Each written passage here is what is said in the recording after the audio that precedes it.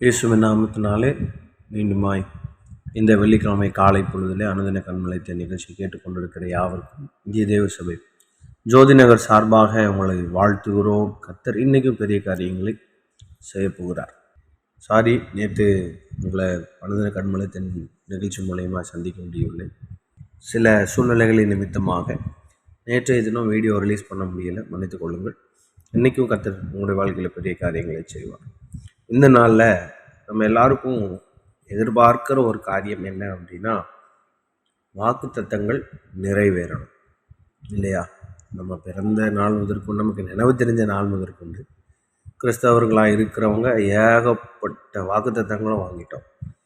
அல்லது ரட்சிக்கப்பட்ட நாள் முதற்கொண்டு ரட்சிக்கப்பட்ட நாள் அன்னைக்கே வாக்குத்தத்தம் வாங்கியிருப்போம். அப்படி எத்தனையோ வருஷமாக நிறைய வாக்குத்தத்தங்களை வாங்கி இந்த வாக்குத்தத்தம் எனக்கு நிறைவேறணும்னு காத்து காத்து காத்து காத்து சோர்ந்து போயிருக்கிற தேவ பிள்ளையே, நிறைய இப்படி நம்ம வெயிட் பண்ணுறதுனால நம்முடைய மனதில் வருகிற ஒரு எண்ணம் என்ன அப்படின்னா, இனி இந்த வாக்குத்தத்தம் நிறைவேறாது. சத்ருவானவன் நம்முடைய இருதயத்தில் கொண்டு வருகிற எண்ணம் அதுதான். இனி இந்த வாக்குத்தத்தம் நிறைவேறாது, நீ ஜெபம் பண்ணாத. இனி இந்த வாக்குத்தத்தம் நிறைவேறாது, நீ பைபிள் வாசிக்காத.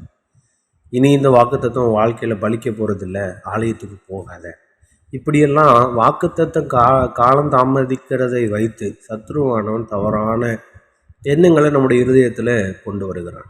இன்றைக்கி ஆண்டவர் நமக்கு நல்ல வாக்குத்தத்தத்தை தந்திருக்கிறார். எசேக்கியேல் 12வது அதிகாரத்துடைய கடைசி வசனம் 28வது வசனம் இப்படியே சொல்லுகிறது, ஆகையால் என் வார்த்தைகளில் ஒன்றாகிலும் இனி தாமதிப்பது இல்லை என்று கர்த்தராகி ஆண்டவர் உரைக்கிறார். நான் சொன்ன வார்த்தை நிறைவேறும் என்று கர்த்தராகி ஆண்டவர் உரைக்கிறார் என்று அவர்களோட சொல் என்றார். இந்த இடம் வசனம் சொல்லப்பட்ட நிலைமை சூழ்நிலை மாறுபட்டது. இஸ்ரவேல் ஜனங்களுக்கு விரோதமாய், கலக வீட்டாருக்கு விரோதமாய் ஆண்டவருடைய வார்த்தை பயங்கரமாய் எசேக்கியேல் தீர்க்கதரிசியை கொண்டு சொல்லப்படுகிறது. தரிசனங்கள் பேசப்படுகிறது. ஆண்டவருடைய காரியங்கள்லாம் வெளிப்படுத்தப்படுகிறது. அப்போ 27வது வசனத்தில் இஸ்ரவேல் வம்சத்தார் என்ன நினைக்கிறாங்க, இந்த கலக வீட்டார் என்ன நினைக்கிறாங்கன்னு சொல்கிறாங்க. அந்த 27வது வசனத்தில் இப்படி சொல்லுது பாருங்க, மனபுத்திரனே, இதோ இஸ்ரவேல் வம்சத்தார் இவன் காண்கிற தரிசனம் நிறைவேற அநேக நாள் செல்லும் அப்படின்னு சொல்லி அவங்க நினச்சிட்டு இருக்காங்க. ஏன்னா இது கடினமான வார்த்தைகள் இல்லையா? இதெல்லாம் நமக்கு எப்போ நிறைவேற போகுது? இவர் சொல்கிறத பார்த்தா, இவர் சொல்கிற அடையாளங்கள், இவர் சொல்கிற காரியங்கள், தரிசனங்கள்லாம் பார்த்தா எத்தனையோ வருஷ காலம் செல்லும் போல் தெரியுது அப்படின்னு சொல்லி இஸ்ரவேல் ஜனங்கள் நினச்சிட்டு இருக்காங்கப்பா. இல்லை, காலம் வந்துருச்சு, சீக்கிரமாக என்னுடைய வார்த்தை நிறைவேறும்னு ஆண்டவர் எசேக்கியேல் தீர்க்கதரிசியோடு பேசுகிறதான காரியங்களை பார்க்கிறோம். இப்படி இஸ்ரவேல் ஜனங்கள் நினைக்கிறது ஒரு வகையில் எசேக்கியேல் தீர்க்கதரிசி கொஞ்சம் சோர்ந்து போக செஞ்சுருக்கோம் இல்லையா? என்ன, நம்ம ஜனங்களே நம்ம வார்த்தையை, ஆண்டவர் சொன்ன வார்த்தைகளை இப்படி பேசுகிறாங்களேன்னு ஒரு சோறு வந்துடும் இல்லையா? அப்போ நம்ம ஒரு காரியம் சொல்கிறோம், இல்லைப்பா நீ சொல்கிறதெல்லாம் நடக்காது அப்படின்னு சொன்னால், ஒருத்தங்க நம்மளை பார்த்து அப்படி சொன்னால் எப்படி இருக்கும்? நமக்கு ஒரு ஆண்டவர் சொன்னனே, ஆனால் எப்படி இவங்க சொல்கிறாங்களே அப்படின்னு நம்ம சோறு வரும் இல்லையா? அப்படிப்பட்ட ஒரு நிலைமையில் எசேக்கியேல் தீர்க்கதரிசியோடு ஆண்டவர் சொல்கிறாரு, இல்லைப்பா, ஆகையால் என் வார்த்தைகளில் ஒன்றாகிலும் இனி தாமதிப்பது இல்லை என்று கருத்து சொல்கிறார்.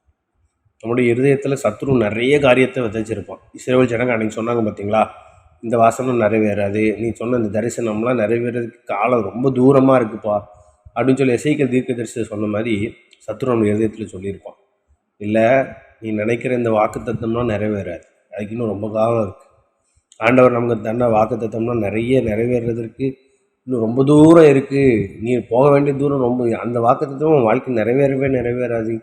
பூமியில் கண்ணை மூடும்போது வரைக்கும் இந்த வாக்குத்தத்தை நிறைவேற போகிறது இல்லை அப்படின்னு சொல்லி சத்ரு உங்களுடைய இருதயத்தில் பேசியிருந்தா, இன்றைக்கி ஆண்டவர் உங்களை பார்த்து சொல்கிறாரு, இல்லை, ஆகையால் என் வார்த்தை, அவன் சொன்னதுனாலேயே, சத்ரு அப்படி என் வாக்குத்தத்தம் நிறைவேறாதே, காலம் தாமதிக்கும்னு சொன்னதுனாலேயே, இனி என் வார்த்தைகளில் ஒன்றாகிலும் இனி தாமதிப்பது இல்லைன்னு ஆண்டவர் இன்றைக்கி உங்களும் வாக்கு பண்ணுறாரு.